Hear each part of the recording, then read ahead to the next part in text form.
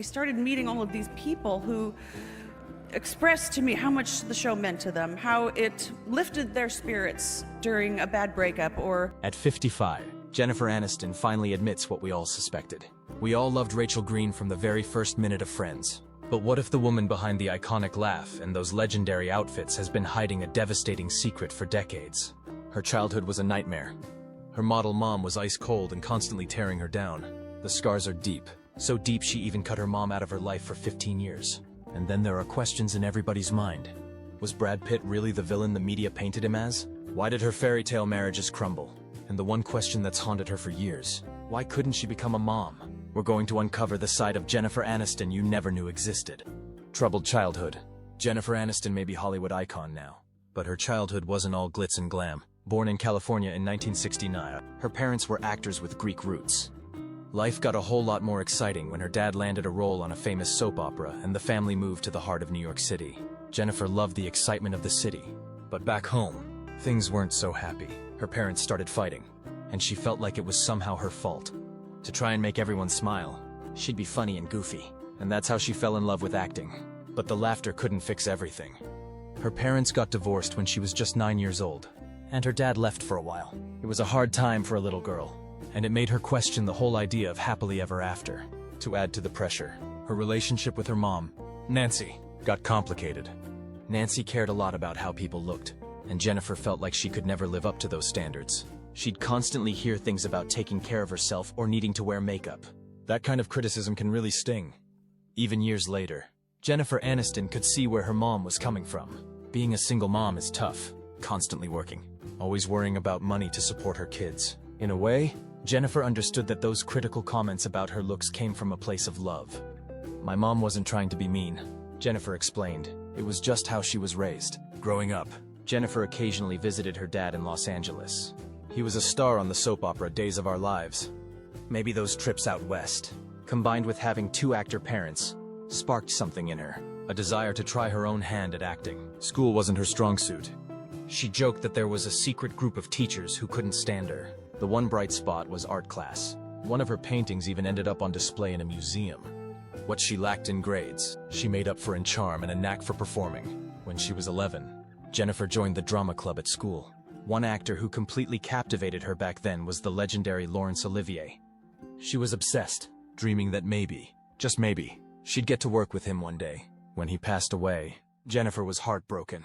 But then, a little twist of fate. When Jennifer was around 13, her dad got her a tiny part on his soap opera. It was just a quick scene as an extra, but even getting shuffled around on set felt exciting. On the way home from the set that day, Jennifer's dad let her in on a little secret. Turns out, the only reason she'd even been in front of the camera was because another girl, another extra, had been bumped to make room for her. Jennifer was mortified, feeling terrible that her small moment in the spotlight had come at someone else's expense. That was Jennifer's first taste of the harsh reality of show business. Nothing is handed to you on a silver platter. You have to fight for your chance. After graduating high school, she dove deeper into the world of acting, attending Manhattan's famous LaGuardia High School of Music and Art and Performing Arts. When her dad found out, he was worried. He'd seen the ups and downs of the industry firsthand, and he didn't want Jennifer's heart broken by all the rejection. Still, Jennifer was excited when she was finally able to move out of her parents' place. Her relationship with her mom, Nancy, had its ups and downs, and she was ready for a fresh start. Sadly, things with her mom would get even rockier later on. But for that moment, Jennifer was focused on spreading her wings and chasing her own dreams. First steps in acting. Jennifer Aniston's acting career started on the stage of the Public Theater back in 1988. She remembers one specific performance where she had a simple scene, just sitting, looking at the audience and delivering a single line. That line always got a laugh, and one night she looked out into the seats and realized she was making Al Pacino, the legendary actor, crack up. He was there with Diane Keaton, and it was an incredible moment for Jennifer. That feeling, the power of making someone like Al Pacino laugh, was enough to fuel her dreams for years. Unfortunately, theater didn't pay the bills, so Jennifer, like many aspiring actors, had to hustle. She worked as a waitress at a diner called Jackson Hole, juggling auditions and shifts. Then, when she was 20, she found out she had dyslexia. This common learning disability made it especially tough to read and write. That diagnosis changed everything. Suddenly, all those years of feeling like she just wasn't smart enough made sense. It was like a weight had been lifted. Jennifer wasn't alone. Even in Hollywood, stars like Keanu Reeves share the same struggles with dyslexia. Sadly, her very first film role was so tiny that she didn't even get her name in the credits. It was a sci-fi adventure flick called Mac and Me, but it was a start. A little stepping stone on a much bigger journey. The next year, Jennifer found herself promoting Nutrisystem on The Howard Stern Show. Theater roles were drying up, and after 2 years in New York, she made the big move to Los Angeles. She started getting some TV gigs in 1989, but her first few projects, sitcoms like Malloy and Ferris Bueller, fizzled out before ever really catching fire. After a small part in the TV movie, Camp Cucamonga, Jennifer landed a role in the 1993 horror flick, Leprechaun. Although the movie was panned by critics, it weirdly became a cult classic over the years. Still, after Leprechaun, casting directors started paying more attention to Jennifer. She nabbed a few more TV appearances. And then finally, the role that changed everything came along, the Rachel Green journey. The creators of Friends originally had Jennifer Aniston in mind for the role of Monica Geller. But after reading the script, Jennifer felt a strong connection to Rachel, and that was the only part she wanted. Meanwhile, Courtney Cox had fallen in love with the character of Monica. It was a perfect twist of fate. Still, snagging the role of Rachel wasn't a walk in the park. At the time, Jennifer was already starring in a CBS series called Muddling Through, which wasn't doing so hot. She had a gut feeling that Friends was going to be a hit, so she practically begged the NBC producers to let her be a part of it. They took a chance on her, but Jennifer had to film the pilot episode without any guarantees, still juggling her role on the other show. Then, in a move that might seem a little ruthless, NBC deliberately scheduled a Danielle Steele movie to air at the exact same time as Muddling Through. The ratings for Jennifer's show tanked, and just like that, she was free to fully commit to Friends. Fans might adore the iconic Friends opening scene, but the actors don't feel exactly the same way. Before everything got crazy, the show's director, Jimmy Burrows, took the 6 main cast members to Las Vegas for a little getaway. He gave them a bit of fatherly advice, telling them to savor the moments because their lives were about to change dramatically. He even gave them each $1,500 to spend, warning that it would be the last time they could walk through a casino without being bothered. They shared dinner at Caesar's Palace, a special Last Supper before the whirlwind of fame. Jimmy Burrows was right. Friends premiered in 1994 and quickly became a huge success. The simple idea of following the lives of 6 young friends in New York City just clicked with audiences. Overnight, the actors playing that iconic group became household names. That first year during reruns, we shot to #1, Jennifer remembers. One day, she was just running errands, grabbing toilet paper and tampons, when some fans excitedly approached her for an autograph. It was the beginning of a whole new world. Millions of women around the world copied Rachel Green's famous layered haircut. But ironically, Jennifer herself hated it. Apparently, her hairstylist just wasn't that great at his job. The sudden fame wasn't always easy to deal with. Cameras followed the young stars everywhere, and everyone seemed obsessed with the smallest details of their lives. Even after years of being on the show, the sheer scale of Friends fame still surprised Jennifer. Despite growing up around actors, it was hard to process just how popular the sitcom had become. She admits that one of the things that helped her stay sane was the support from her mom, Nancy. Jennifer never lashed out or let the crazy attention get to her. She'd seen her mom act resentful and bitter, and she knew she didn't want to be like that. Unfortunately, her relationship with Nancy grew worse over the years. It hit a breaking point in 1996, when Nancy gave a very candid and not so flattering interview to a tabloid show, spilling all sorts of private details about Jennifer's life.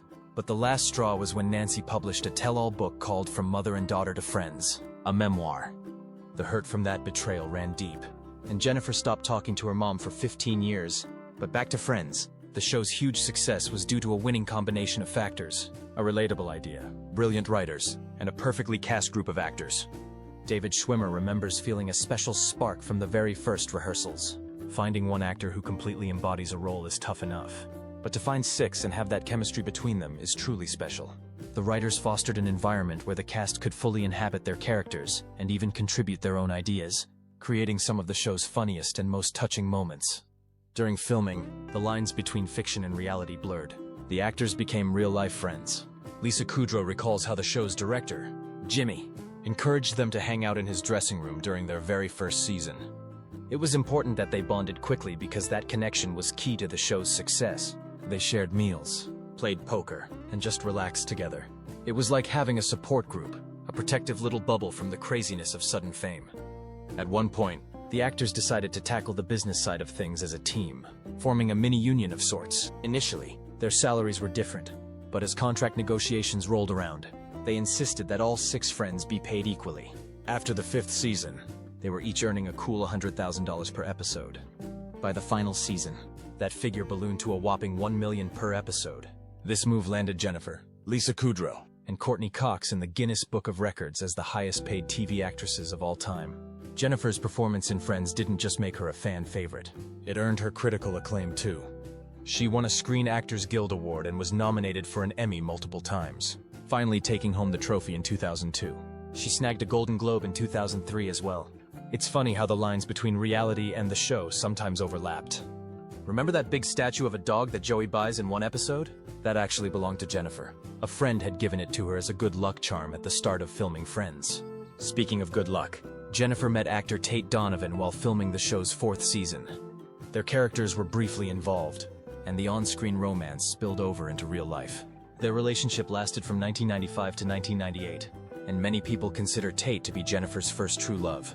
There were rumors they were even engaged, but the wedding prep stalled, and eventually, they decided to break things off. Even with her busy Friends schedule, Jennifer still found time to squeeze in some movies. Sadly, not all of them were winners. Her role in the 1996 film She's the One actually earned her a Golden Raspberry nomination for Worst New Star.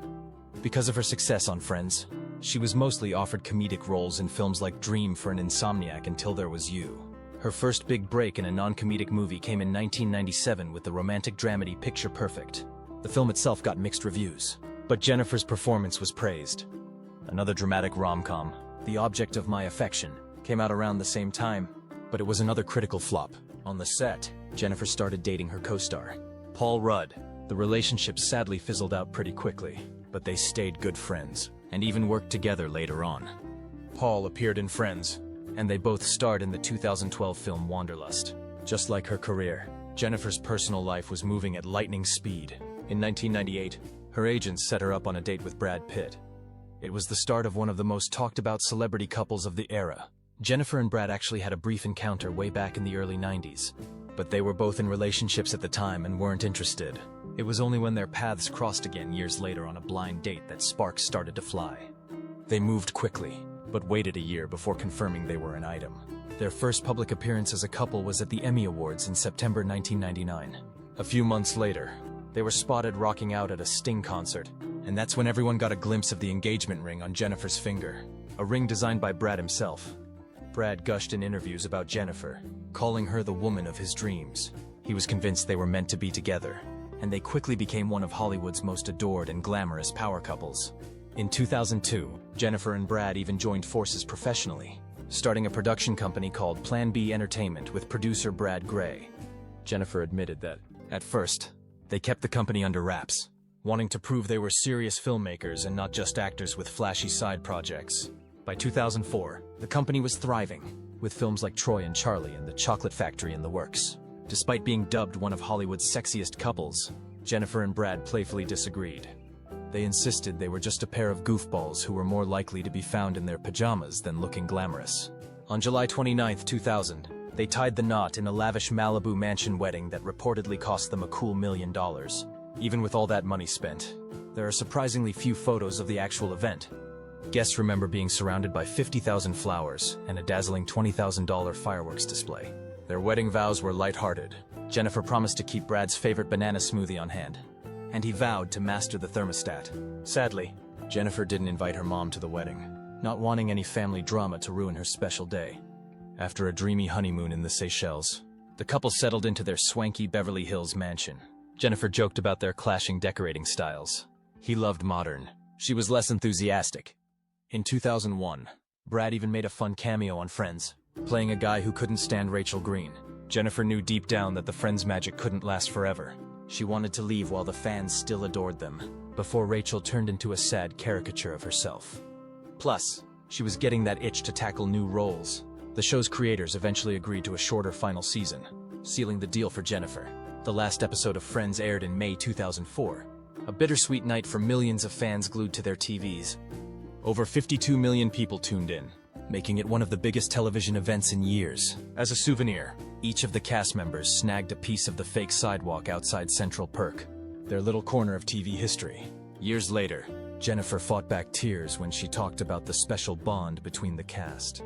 "We really loved and supported each other," she remembered. People told her friends helped them through tough times, even cancer. The show's simple charm was powerful medicine for the soul. She mused that maybe it was the lack of phones and distractions, just people sitting around and actually talking, that gave it such lasting power. Ready to step away from Rachel, Jennifer dreamed of a long vacation and starting a family. "I want to travel the world before the babies come," she declared. But life had a plot twist in store. In January of 2005, bombshell news hit. Jen and Brad, one of Hollywood's golden couples, were heading for divorce. Fans were in shock, wondering what went wrong. The gossip machine went into overdrive, immediately pointing the finger at Angelina Jolie. Brad and Angelina had met while sizzling up the screen in the spy flick Mr. and Mrs. Smith. The truth remains a bit murky. Some insist that trouble was brewing in Jen and Brad's marriage even before filming started, and Angelina just pushed Brad closer to a decision he'd already been mulling over. They pointed to old interviews where Jennifer sounded a bit unsure. Maybe he wasn't the love of her life, but they did have something special. Others saw a perfect match destroyed by the bombshell that was Angelina. Her past reputation as a man-eater certainly didn't help matters. It's a debate that rages on even today. Was it irresistible Angelina who lured Brad away? Or was there deeper incompatibility in the relationship all along? The split was undeniably hard on Jennifer. She secluded herself in her Malibu home, keeping only her trusted dog Norman for company. She steered clear of the news, desperate to avoid the media frenzy and the flood of fan opinions. Desperate to hear the juicy details of the divorce. Things got so crazy that fans literally picked sides, with Team Aniston and Team Jolie t-shirts popping up everywhere. Team Aniston seemed to be winning, outselling their rivals 25-1. But that was probably cold comfort to Jennifer. The paparazzi, who she nicknamed the Rats, were relentless, desperate to get a shot of her looking heartbroken and alone. Outrageous theories filled the tabloids. One paper even claimed Brad left her because she didn't want children, completely ignoring the fact that Jennifer had recently talked about wanting to start a family. This really stung Jennifer. A man whose divorcing would never be accused of choosing career over children. She fumed in a raw, honest interview with Vanity Fair. "That really pissed me off. I've always wanted kids, and I'd never give up that experience for a career." Her dream was to have it all success and a family. Brad and Jen insisted they were parting amicably, still full of love and respect. But it was tough, especially when photos of Brad frolicking on the beach in Kenya with Angelina and her son Maddox surfaced in magazines that same year. In 2006 came the announcement that Brangelina was expecting a child. Jennifer confessed, "The world was shocked, and I was shocked." Her friend Andrea Bendewald shared how painful it was for Jennifer to see Brad move on so publicly and so quickly. Through it all, Jennifer relied heavily on therapy, yoga, and the steadfast support of her closest friends. Those friendships were her lifeline as she navigated the rough waters of divorce. 2005 was a rough year all around. Her personal life wasn't the only thing taking a hit.